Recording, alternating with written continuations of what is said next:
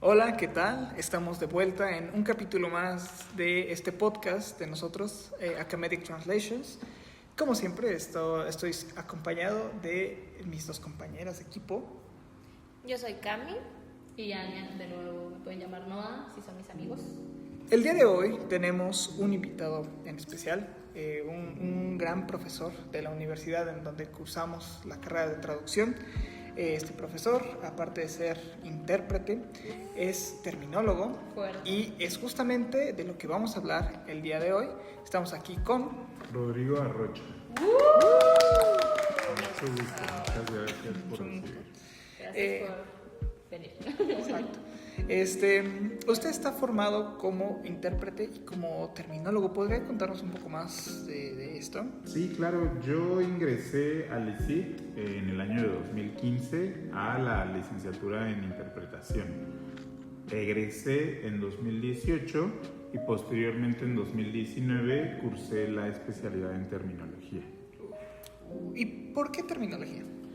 Porque el año en el que decidí cursar la especialidad no se abrió estudios diplomáticos, que era la que originalmente yo había preferido, y la que sí se abrió fue Derecho Comparado, pero como yo tengo un sesgo personal en contra del derecho, dije vamos a probar terminología, y además dentro de la carrera ya había tenido un muy buen profesor, Antonio Reyes, que había llevado con él terminología 1, terminología 2 y me habían quedado un poco claras las bases, pero durante la especialidad fue donde realmente profundicé y todavía el primer cuatrimestre tuve la oportunidad de cursarla con él.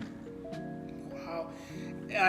Hay que destacar que el profesor nos ha ayudado en temas de terminología en algunas otras materias, por ejemplo en traducción jurídica, en un pequeño proyecto con una asociación. Él fue el encargado de revisar muchos términos y de ajustarlos y de ver qué hicieron.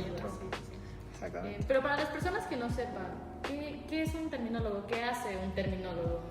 Es una muy buena pregunta. Yo creo que la primera distinción fundamental que hay que hacer para un público no especializado es separarla de la lexicología, ¿no? Lexicología es el estudio del vocabulario en general y de eso se encargan los diccionarios tanto bilingües como monolingües, las academias de la lengua y hasta cierto punto, aquí es donde empiezan las líneas borrosas, algunos diccionarios enciclopédicos, enciclopedias e incluso glosarios, ¿no? Estamos hablando de puros materiales de consulta, pero lo que no hay que olvidar es que estamos hablando dentro de la lexicología y la lexicografía de lenguaje general, ¿no? Hasta ahí creo que la distinción es un tanto clara. Cuando ya empezamos a hablar de terminología, tendríamos que empezar a pensar en un lenguaje de expertos, ¿no? Como hablan, por ejemplo, los médicos. Ellos utilizan una serie de vocabulario, una serie de palabras que a nosotros nos pueden sonar a lo mejor conocidas, pero las utilizan en otro sentido, en otro contexto, con diferentes connotaciones que ya se van alejando, digamos, del vocabulario general. En ese sentido, empiezan a considerarse términos y la terminología o un terminólogo, a la labor que se encarga es hacer labor terminográfica, ¿no?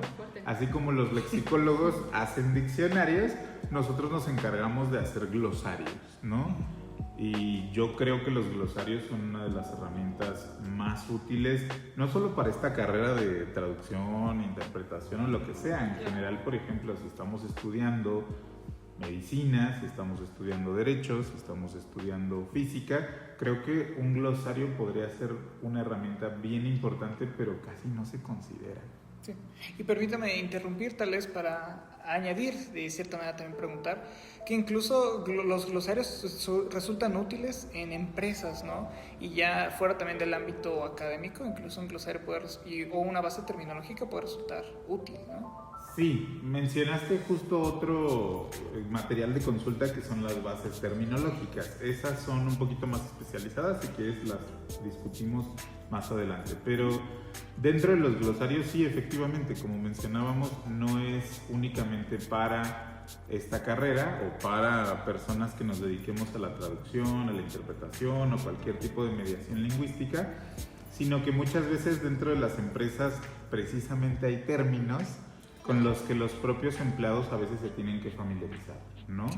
Pensemos en qué sé yo, un restaurante, ¿no? A lo mejor un mesero no está tan familiarizado con los términos propios dentro de la cocina y entonces a la hora de él anotar una orden y tenerla que transmitir de la mesa a la cocina, pues a lo mejor ya hubo ahí un cierto desfase o una cierta desconexión con el resto del equipo de trabajo. Entonces muchas veces interno o internamente dentro de las empresas, para homologar estos conceptos con sus relativas o respectivas etiquetas, es donde justamente se elaboran ciertos glosarios, ¿no?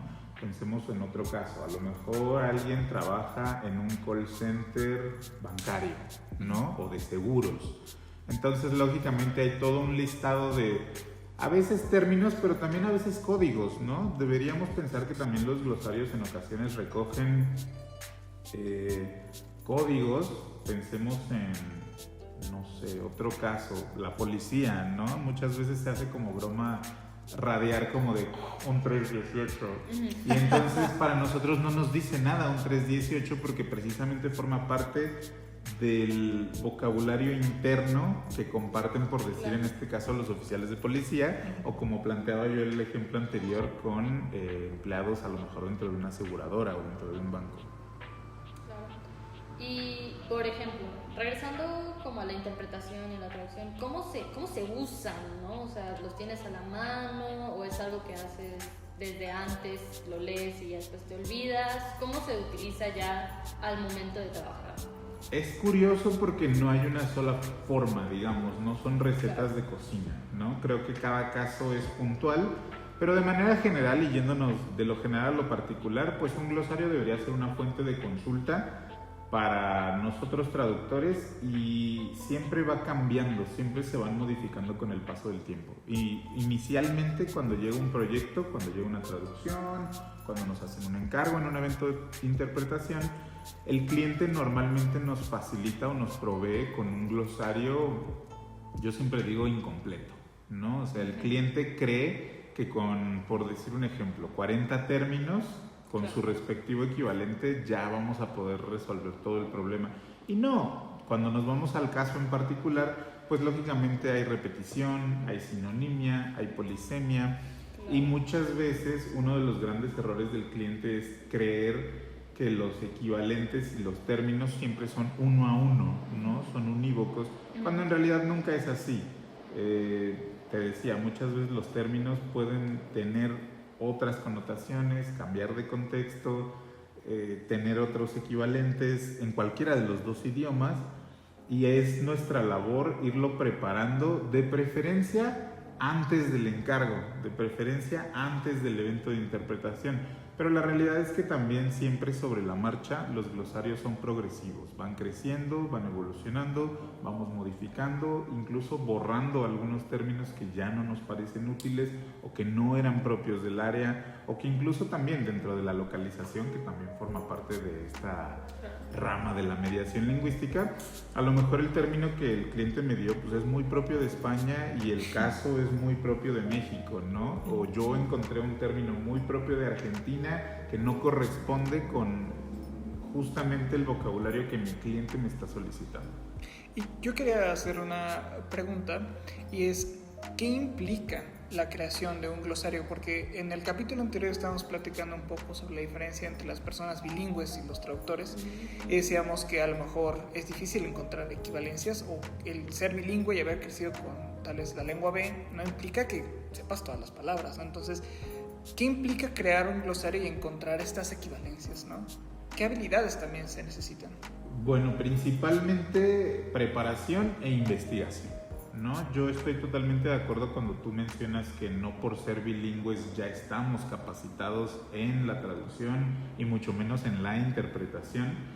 Pero yo creo que básicamente un glosario, como te decía, el cliente nada más busca un equivalente, a lo mejor se echa ahí un clavado en un diccionario, si bien nos va, pero la realidad es que hoy en día las herramientas en línea como Google Translate, como Word Reference, Lingui, ¿no? Suelen ser fuentes de consulta, entre comillas, confiables para ellos, pero nosotros tendríamos que elaborar un criterio a partir del cual podamos discernir que esos términos pueden ser adecuados o no al contexto, adecuados o no al proyecto o al problema, digamos, puntual que nosotros vamos a resolver. Y la principal habilidad tiene que ser nuestra investigación, ¿no? Que nosotros sepamos consultar fuentes confiables, que sepamos desprendernos de esa superficialidad que en muchas ocasiones los no expertos pues podemos incurrir en un error, ¿no? Nuestra labor es un tanto, no tanto como de corregirla, sino de por lo menos hacer una investigación tan fiel y tan digna que nos dé la confianza de que el glosario que tenemos sí es digno de consulta. Claro, porque sobre todo al interpretar estás poniendo muchas cosas en juego al tal vez no pasar una palabra como debería ser. Efectivamente, ahí es lo que nos distingue de los bilingües, digamos, normales, ¿no? Hay muchos bilingües, por ejemplo, en el caso de español-inglés, te puedo hablar por lo menos de 35 millones de mexicanos que viven en Estados Unidos y seguramente aparte otros por lo menos 60 millones de mexicanos que hablamos o creemos que hablamos inglés aquí de este lado de México. Y sí es muy común, regreso a la lexicología, desde expresiones como not only but also, ese but es muy común que se quede como pero, ¿no?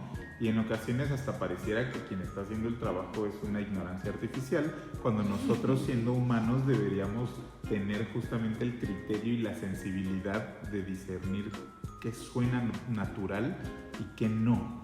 Pero nuevamente eso también nos lo forma la experiencia y la capacitación que tengamos.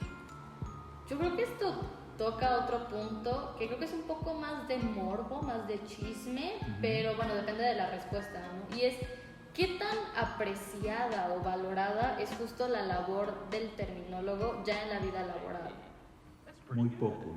La realidad es que si bien el trabajo que hacemos es muy valioso, pocas personas, y me refiero ya ahora sí a expertos, o sea, pocos traductores, pocos intérpretes, pocos mediadores lingüísticos realmente agradecen, entienden, valoran toda la labor que hay detrás de un glosario. Es muy común que simplemente al ser una fuente más de consulta la desechemos, no le demos el valor ni la importancia que realmente tiene, pensando justamente que hay mucho trabajo atrás, hay mucha preparación atrás y el producto final simplemente nos puede parecer como un Excel de 2 columnas sin que veamos realmente todo lo que hay detrás.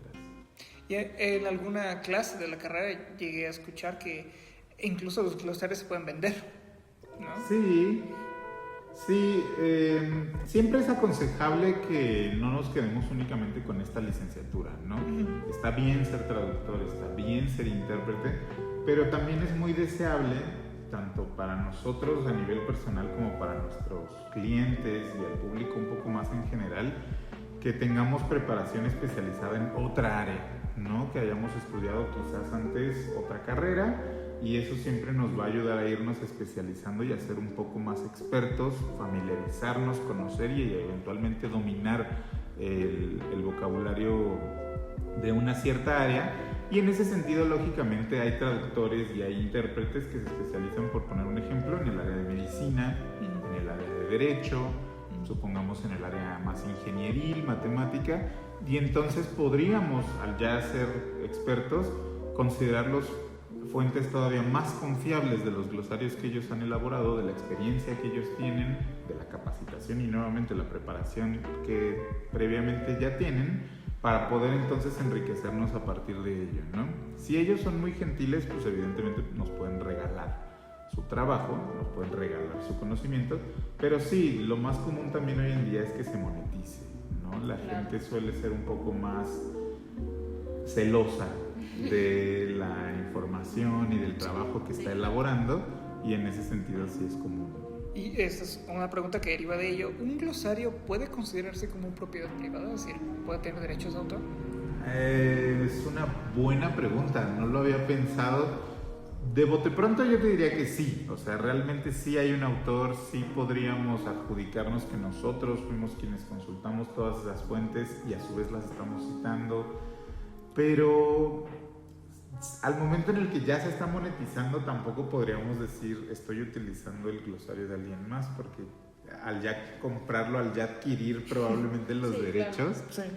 se está convirtiendo en una obra en cierto sentido de dominio público. Y también podría haber otros terminólogos, otros expertos que simplemente sean altruistas y decidan no adjudicarse la propiedad de ninguna de sus creaciones, y por lo tanto todo lo que hagan desde el inicio puede ser de dominio público. No lo había pensado. Buena pregunta. Pues bueno, Yo creo que para ir cerrando sería una buena pregunta.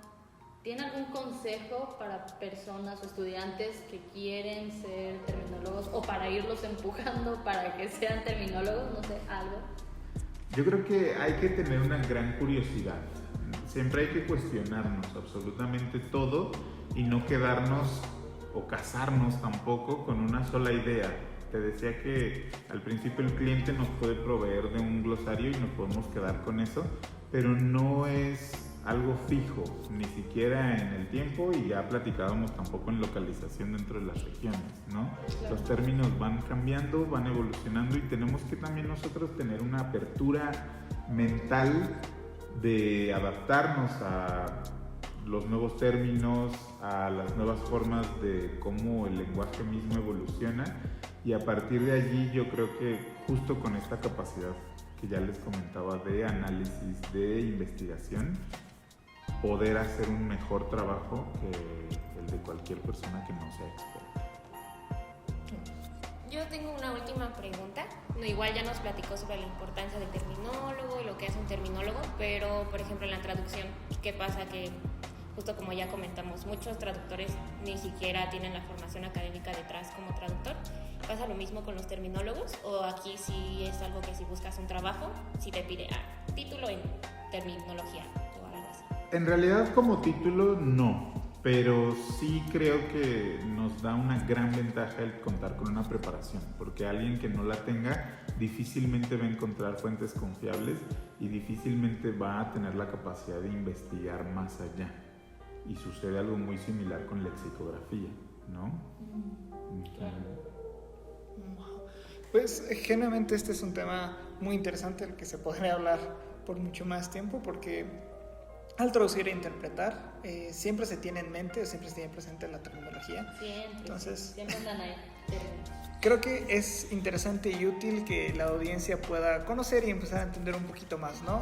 Platicábamos en el capítulo anterior que si vemos a nuestro alrededor, prácticamente todo tiene un proceso de traducción por ahí, y la traducción no sería nada si no fuera de la mano con la terminología. Entonces es importante conocer esto también. Entonces le agradecemos mucho, profesor Rodrigo, por su tiempo. Al contrario, gracias a Experiencia y ustedes. conocimiento.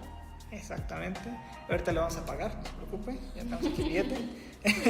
Y pues bueno, nos despedimos por el día de hoy. Un saludo a la audiencia. Adiós. Bye. Muchas gracias.